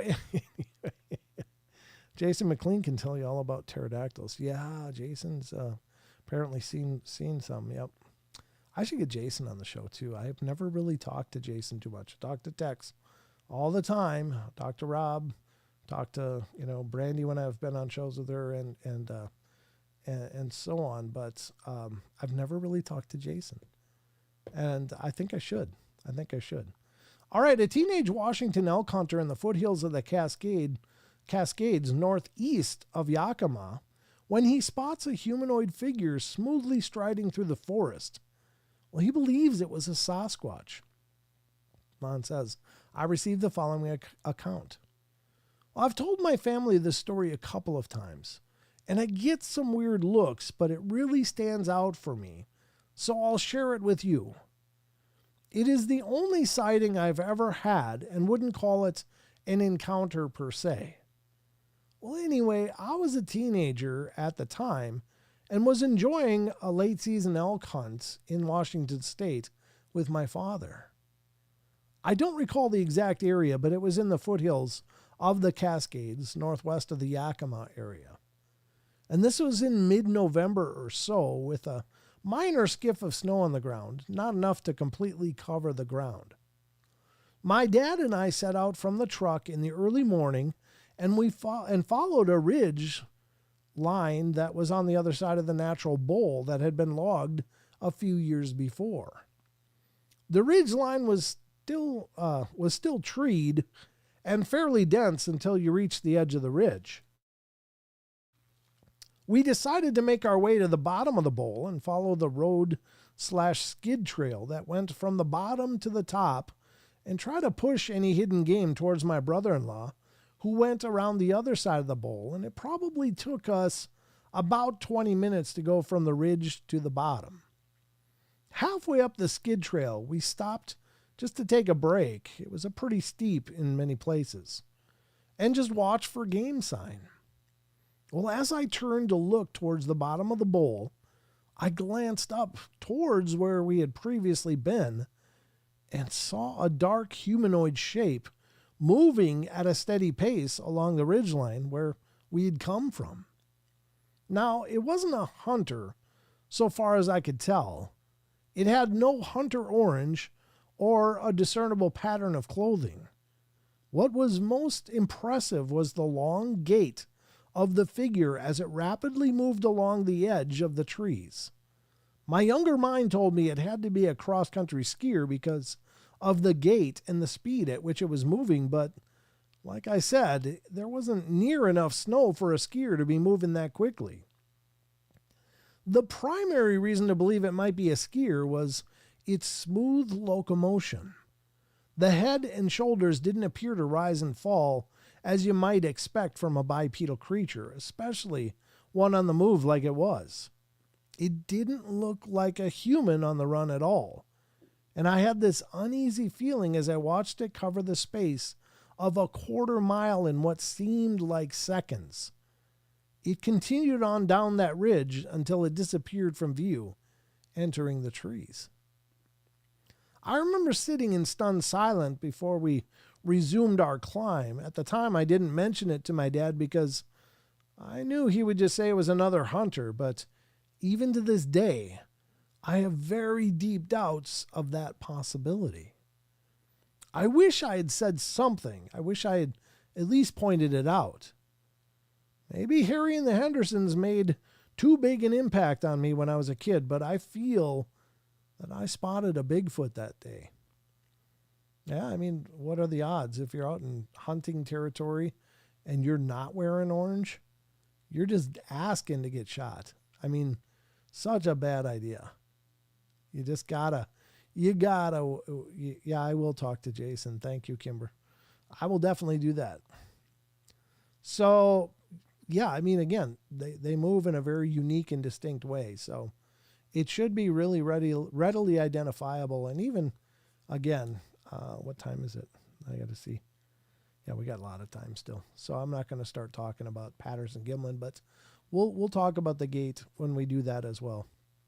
Because there's several factors with the Patterson-Gimlin film that I think really seem to indicate it's a genuine article, notwithstanding the fact that, you know, I do know Bob a bit and found him to be just an incredible guy, very sincere and just a sweetheart of a man. And I can't imagine him living that lie if it was a lie. I just can't. He just doesn't have the character for it. There's no way that man would stand behind a lie all these years. No way. All right, let's go to the next one from phantomsandmonsters.com. And here's a dog man, or at least an upright cryptid canine. A huge upright cryptid canine encountered in rural south central Florida. Oh, you Florida people need to keep your head on a swivel out there, because not only are there skunk apes, but there just might be dogmen around there too. A huge black wolf-like thing stood there staring at me. I froze. I swear I stood there for at least 15 minutes. I didn't move a muscle. I didn't blink. I don't think I barely breathed. This thing was massive. I had an experience in my early teens. I was raised in a very small rural town in south central Florida. One stoplight kind of town. We lived in a trailer, and I was the middle child.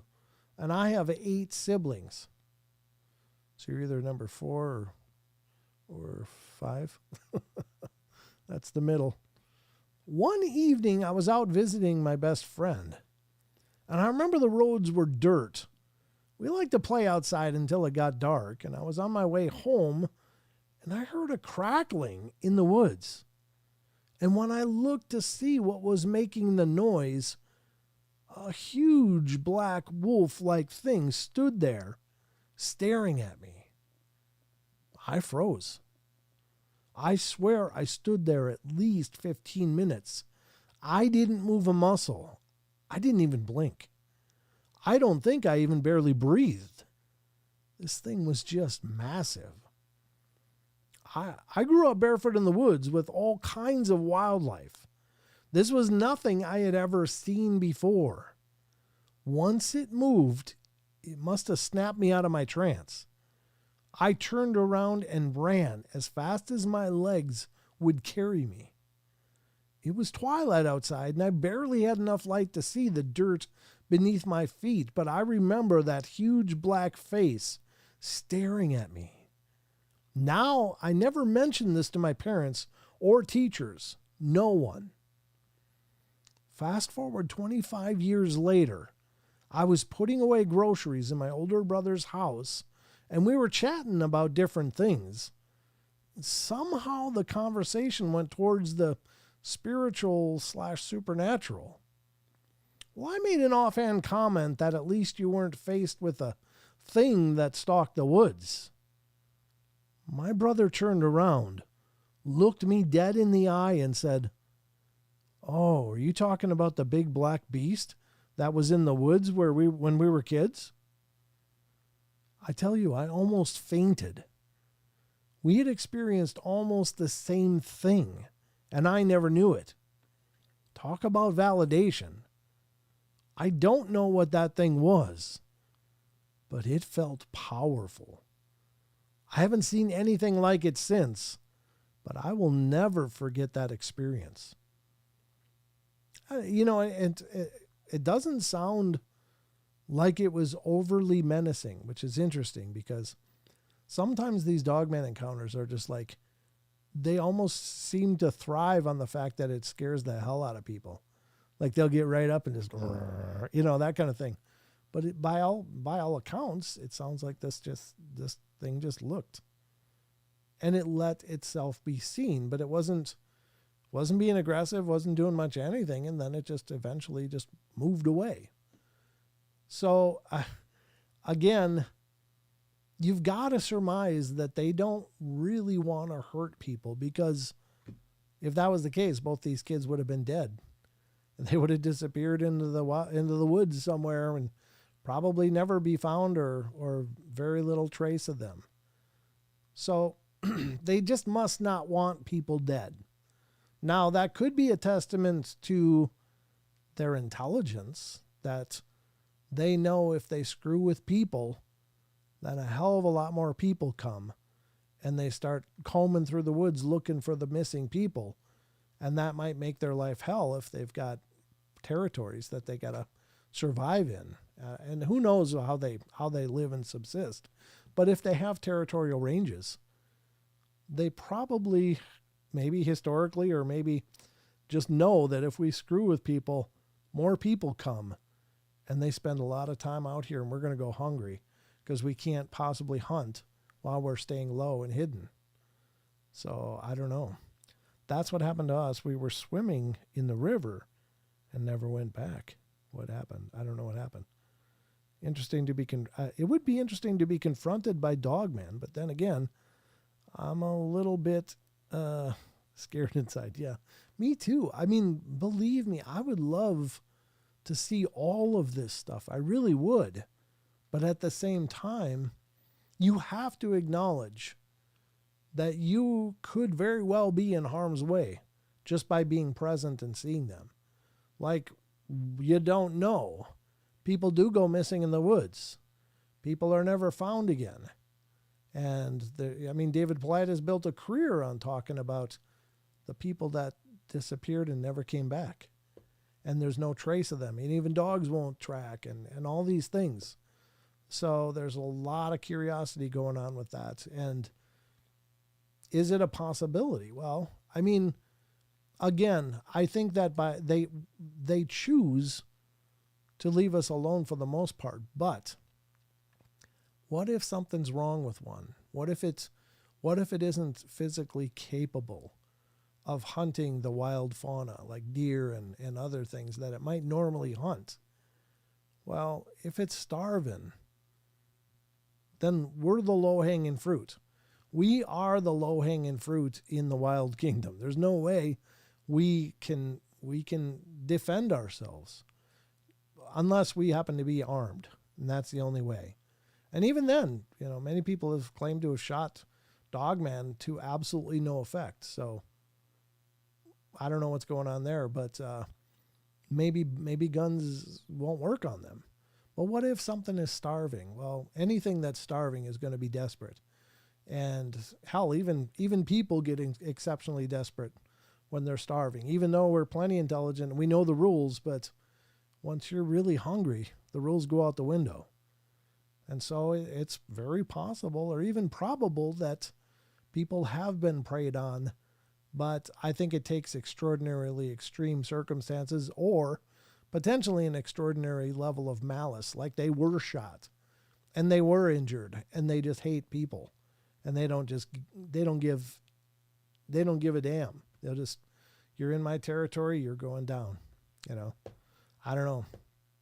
Desperate and dangerous. Absolutely. My boyfriend at the time didn't move away, went missing in 2017. Oh my God. He's on the Charlie Project for the Missouri Highway Department for missing people. Oh, I'm so sorry, Brandy. That's absolutely sad.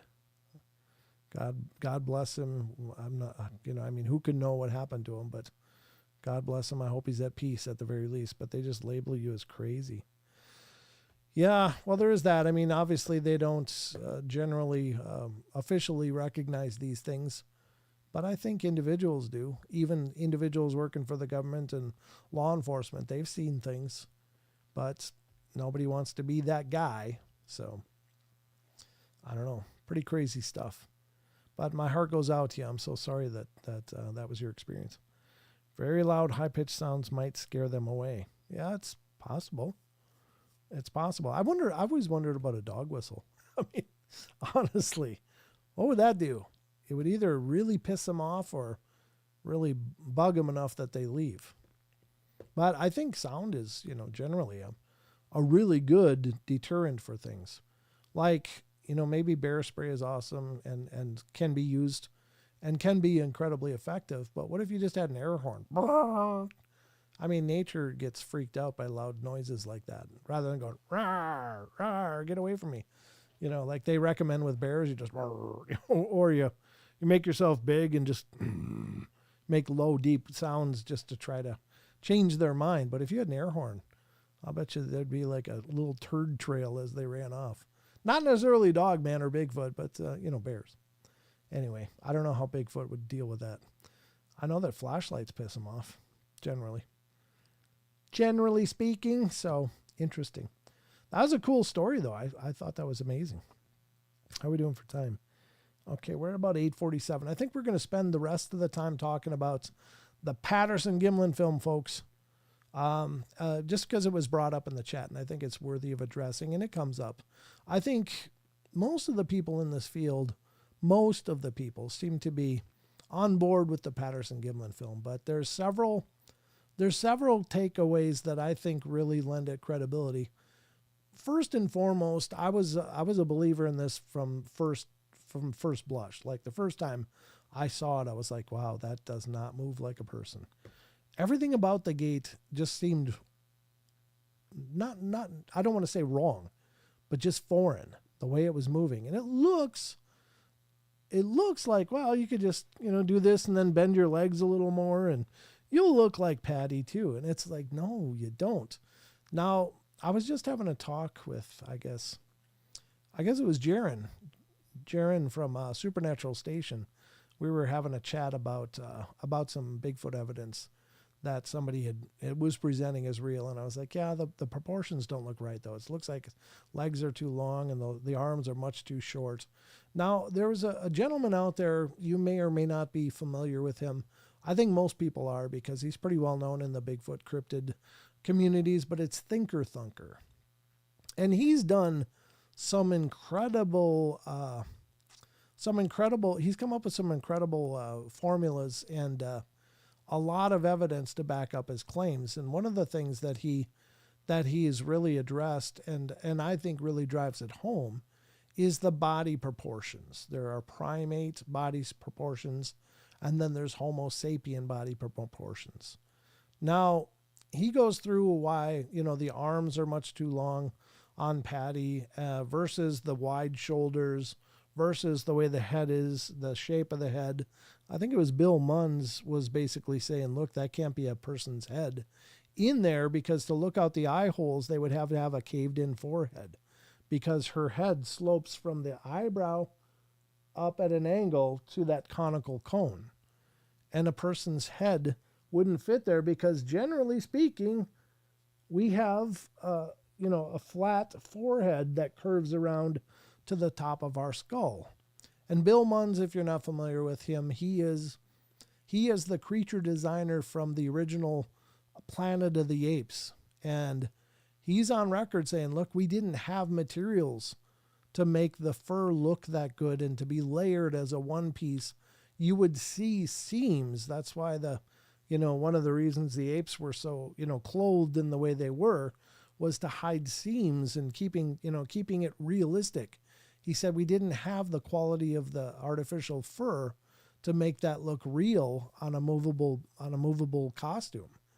And then, of course, the Bob Hieronymus claim, who is the guy who claims he was the guy in the suit for Roger and Bob. And Thinker Thunker does a great breakdown of Bob Hieronymus because there are pictures of Bob Hieronymus apparently copying the Patty Gate. And there's one other takeaway for this I want you to really focus on when we get to it. But the Thinker Thunker lines up Bob Hieronymus in that pose with his, measurements and stuff. And then he imposes them on Patty and they clearly don't fit. And then he reshapes the Bob Hieronymus picture to have the right proportions. And you can see how smashed his body is and how his legs would have to be. And there's no way that man was in that suit. Now, additionally, the evidence of Bob Hieronymus images of him duplicating the walk as in photos. The one thing they don't show you on those photos is the fact when you watch the Patterson-Gimlin film, her gait is completely different in that her legs bend almost up to a 90-degree angle with every step. Her knees flex to like a 90-degree angle and then come forward and then go down. And you'll notice her legs never lock to a straight position. They're always just a little bit bent. And many people believe that Bigfoot can't lock their legs. They aren't able to lock their legs like we can. But that flexing pattern of steps and stuff on the Bob Hieronymus pictures, they always cut them off at the knee. Here's Bob Hieronymus doing it. Look, it looks just like Patty. It's like, yeah, but no, it doesn't. But then you're missing the below the knee gait. And there was University of Minnesota did a study bringing in top athletes at the university to try to duplicate that walk, and they were unable to do it. They had them all set up with sensors and measuring equipment and stuff, and their top athletes were unable to absolutely duplicate that walk. There's some that came relatively close, but it was still way away from that. So there's the body proportions that it could not have been Bob Hieronymus in a suit. The big thing was people talk about, well, they make arm extenders, but you can't extend the arm from the shoulder to the elbow. And that's where the idea of it being a man in a suit really breaks down, because you can add an extension from the elbow to a makeshift hand and make that look good, but you cannot extend this. This is the humerus bone can't be stretched in order to fill out a suit. And if you look at Patty's proportions in comparison to Bob Hieronymus's proportions, it just doesn't work. It just does not work. So there's a lot of things that are there. Again, should you believe it or not, it's up to you. But if you really want the truth, if you really want to know if there's any merit to it, do the research. There's lots of material out there pro. There's a lots out there against. But once you look at those specific factors, it becomes like, well, how could anybody have fit into that suit and walked? And so, but again, another thing to pay attention to is the fact that when Patty's walking, her head is on a plane. Her head is absolutely on a plane. She's not bobbing up and down as she's walking. Her head is on a plane. She does that look and back. And it reminded me, when I saw that, I was like, oh my God, that is so much of nature in that. I mean, that's like a natural being. When you watch films of like cheetah or lions or any of the cats specifically, because the reason I bring up them is because when they are running, their legs are like an explosion. But if you watch their heads are on a plane. They are just dialed in and focused and fixated on what they're doing. Their bodies are doing the Scooby-Doo legs all behind there, but their heads are just stationary. And it's just incredible body mechanics. So there you have it. I think it's definitely the real thing. Now, then comes my next point again, having talked to Bob, having spent time with Bob, having interviewed Bob in person at Madeline Falls in Washington State. I hung out with Bob and Russ was there too and stuff, but Bob and I and Don got together and we talked to Bob about his experience and the sincerity in his eyes, the pain in his eyes as he recounted some of those stories, as he recounted the painful parts of having to stand behind this story all by himself, the threats for him and the people harassing his wife at where she worked at a bank. Now, anybody else would have went, all right, if it was a scam, they went, all right, guys, there's nothing to it. It was me, I just, we made up this story. It's fake, leave us alone. But he never did. He never has. He stood behind that story, even in light of all the abuse and all of the ridicule and all of the personal attacks that he has weathered. And he made nothing on this. He made nothing from that film. The only one that made anything was Roger, and that was really not much. So all of these things together, having known Bob to a degree, talked with him in person, and knowing the background, knowing the key factors of the video and the reasons why it can't be a person, I think is profoundly bizarre as it is for some people to entertain the idea that there are things out in the woods. That wasn't a person in a suit. There's things out in those woods. There are things out there we don't understand, and that's still from 1967 in October of Bluff Creek, California, still stands today as the best evidence ever captured to substantiate the fact that there are unknown hominids or hominoids in the wilds of America and North America and the world. And so I believe it's real. So she could have made herself visible to protect the young. Seems weird how they sort of disappeared as technology became more common. Well, yeah, I mean, but they're still being sighted. They're still being sighted today. Now, there might be something with the fact that it was, it was an 8 millimeter camera. Was it 8 or 16? I can't remember what kind of camera Roger had rented for that, but Maybe by the fact that it wasn't electronic was something, maybe they can sense that electronic field. I don't know. I mean, any number of ideas for why they're so hard to capture on film now. But again, I think that was a once in a lifetime opportunity. However, and I've said this many times on the show, but I think this is very, very much what will come to pass. As dash cameras become more prolific and common, the next Patterson-Gimlin film will be taken from a car as one crosses in front of it. And that's where the next great capture is going to come from in terms of actual video evidence. Now, there's been amazing thermals captured. Stacy Brown Jr. and his dad in Florida captured an amazing thermal. The AYR team in Australia captured an amazing Buckingham.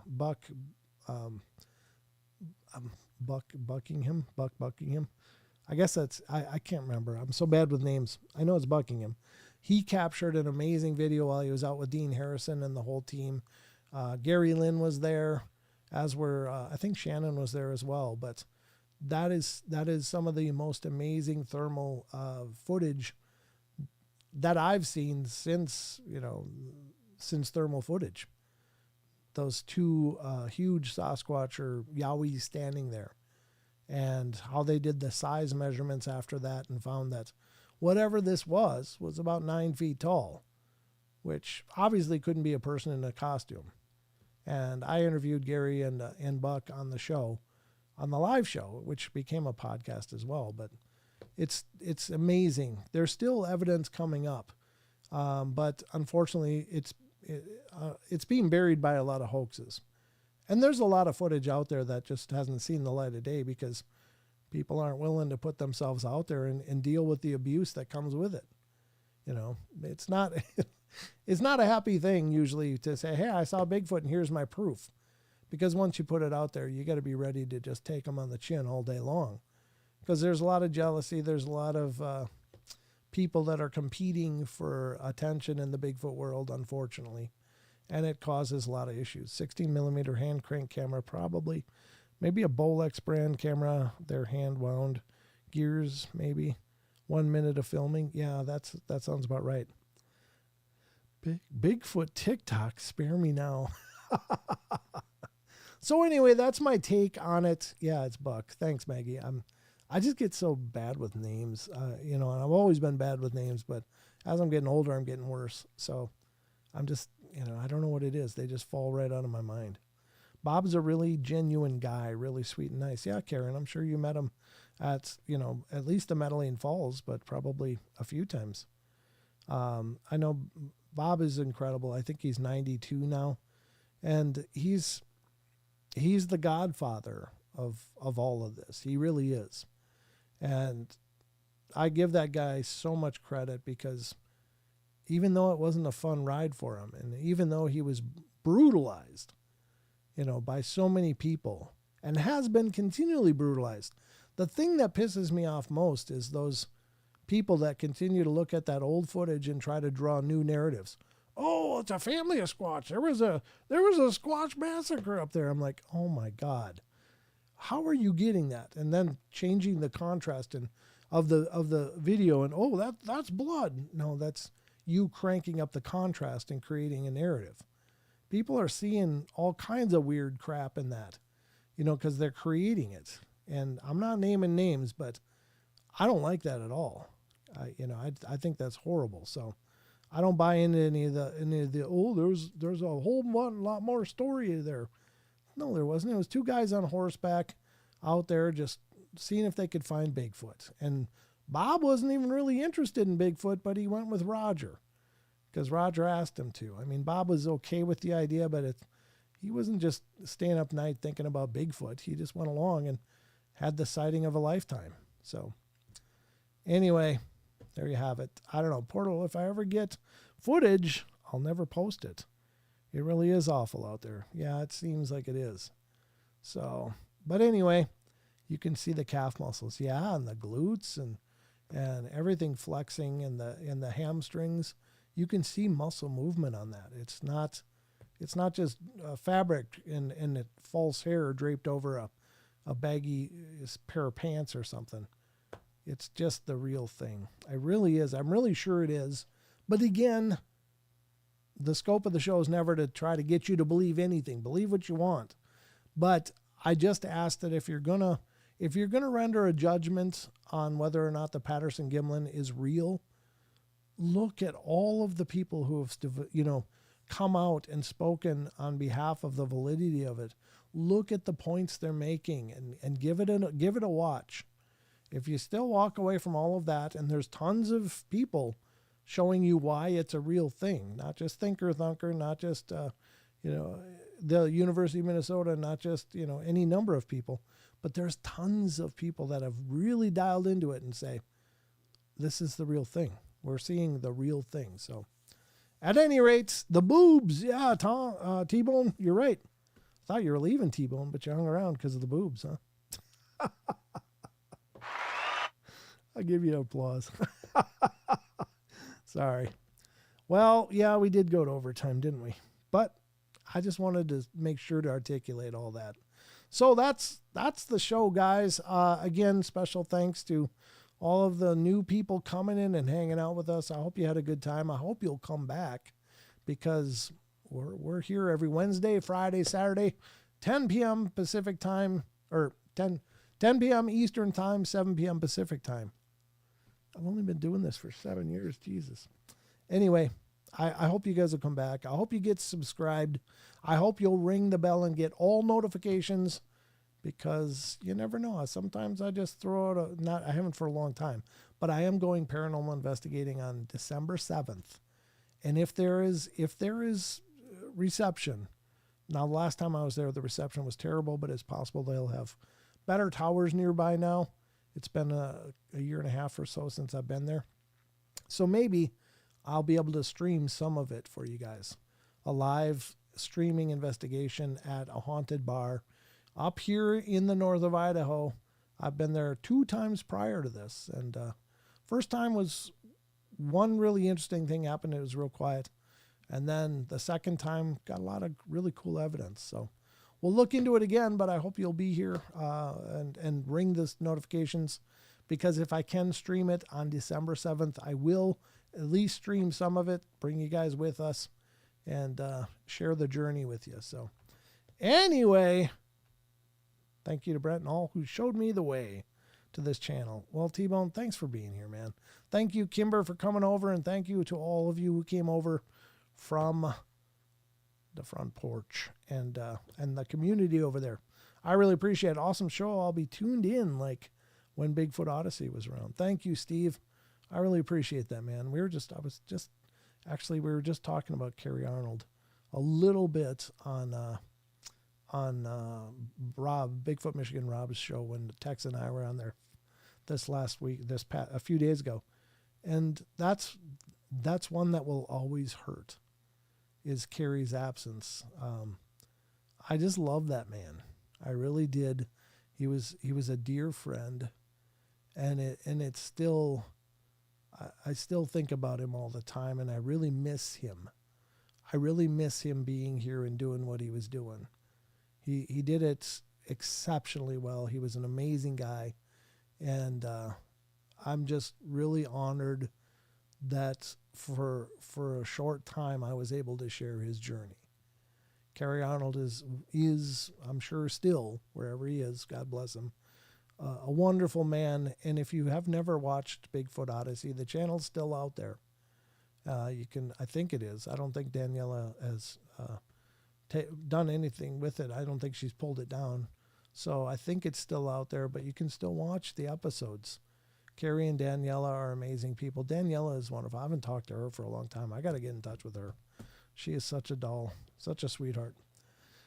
Yeah, he was such a respectable man. He really was. And God, the guy was like 6'4", just like chiseled rock. I mean, he was a man's man, and his voice was just silk. I was just like, God, that guy has got such a good voice for this. So anyway, but thanks for bringing him up. That was cool. Yeah, we all miss Carrie. Carrie and